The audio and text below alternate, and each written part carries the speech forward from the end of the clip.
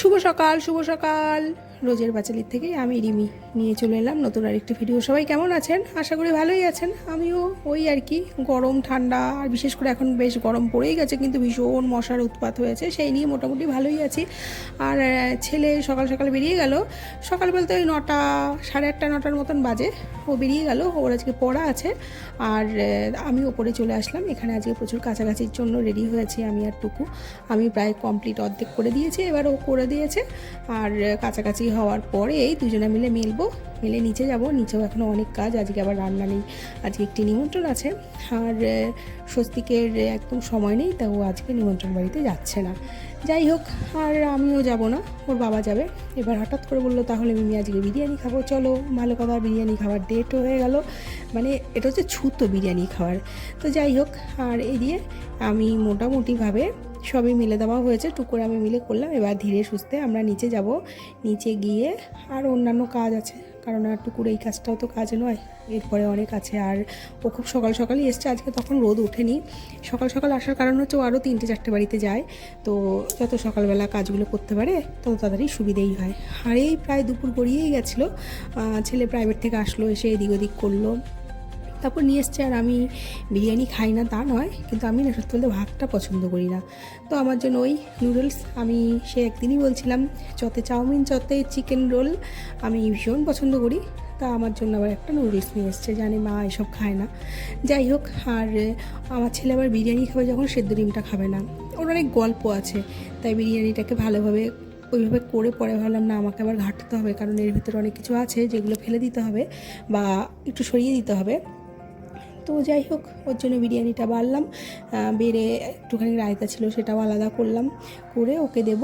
আর ওইদিকে একটুখানি হাক্কা নুডলস নিয়ে এসেছিলো, যেটা আমি ভীষণই ভালো খাই, আর সেটাও কমপ্লিট করবো। আর সেদ্ধ ডিমটা সরিয়ে নিলাম।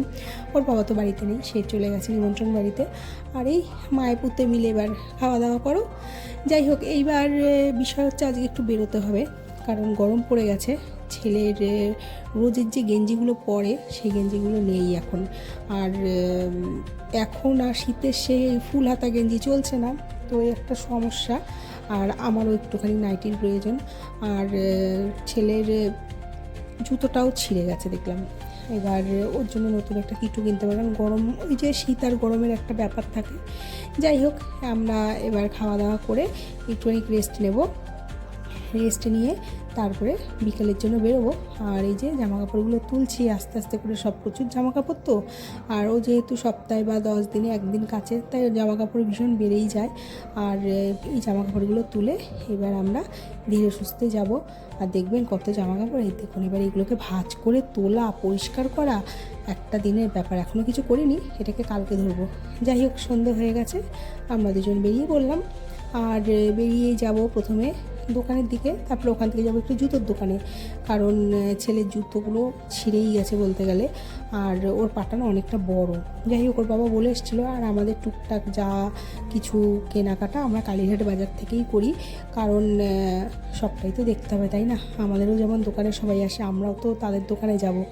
আর রোজের যে কেনাকাটাগুলো সেগুলো আমাদের এখান থেকেই হয়।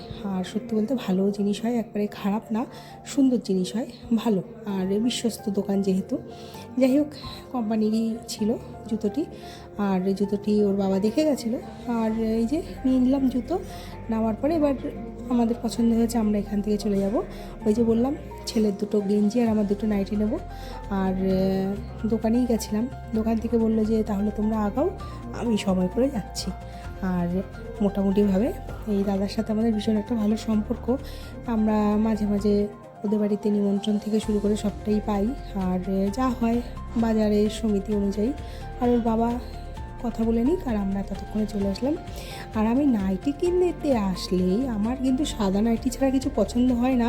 এবার সাদার মধ্যে কোনো রং থাকলেও আমার বিরক্ত লাগে, কিন্তু আবার ওই যে আমাদের মন, দেখতেই হবে মানে দেখতেই হবে, এটা ওটা সেটা করলাম। দাদাকে বললাম যে দাদা আমাকে সাদা নাইটি দাও, সাদা নাইটি বের করে দিল, কিন্তু আমার ওইগুলো আবার পছন্দ হচ্ছে না। মানে ওই সব কিছু মিলেমিশে যা হয় আর কি। যাই হোক, এবার এটা সুন্দরই ছিল, কিন্তু আমার না ওই সাদা নাইটি পরে পরে না আমার এমন অভ্যাস হয়ে গেছে, আমার আর অন্য কোনো রং ভালোই লাগে না, কেন আমি জানি না। এটা আমার মানে ভীষণ বদ অভ্যাস, যেটা হওয়া উচিত না, একদমই উচিত না, কিন্তু ওই যে যা বলে। আর খুব তাড়াহুড়ো করছি কারণ আজকে খেলা আছে। ছেলে কিছুতেই তুমি তাড়াতাড়ি করো, এই করো সেই করো, এই শুরু করে দিল। তা যাই হোক, হয়েছে মোটামুটিভাবে কেনাকাটা কোনো রকম করে আবার দোকানের দিকে আসলাম। ওর বাবাকে দেখালাম যে এগুলো নিয়ে আসলাম, তুমি গিয়ে ওখানটায় মিটিয়ে আসো, কারণ টাকা পয়সা তো আমি কিছু দিই না, যা হয় আমি নিয়ে আসি। ওর বাবার মতন বা ওদের সাথে যেমন কথা বলে ওরাও মিটিয়ে নেয় বিষয়টা। যাই হোক, এবার ধীরে সুস্থে বাড়িতে যাব, কারণ খেলা আছে, খেলা দেখবে। আর এই যে বাড়িতে যাব বলে সব রেডি করলাম, আর ওর বাবা আসুক আর আমরা বেরিয়ে যাই। আর বাড়িতে গিয়েই দেখালাম এই যে দুটো নাইটি, দুটো গেঞ্জি, দুটো বিস্কুট, সব দুটো। আর হ্যাঁ, আমার একটি পার্স পছন্দ হয়েছিল সাদার মধ্যে, সুন্দর, আমার সাদা রঙটা খুব প্রিয়, তো তাই সেই পার্সটিও নিয়ে নিলাম দোকান থেকে। আর বেশ ভালোই, ছোট্টর মধ্যে সুন্দর, প্রতিদিনের ইউজের জন্য ঠিকঠাক আছে, একবারে খারাপ না। যাই হোক, আর নাইটি দুটোকে সুন্দর করে ভিজিয়ে রেখে দিয়েছিলাম প্রায় অনেকক্ষণ, তারপরে এগুলোকে সুন্দর করে মেলে দিলাম, তাহলে আর মাঠটা থাকবে না, কাল সকালে আমি পড়তে পারবো।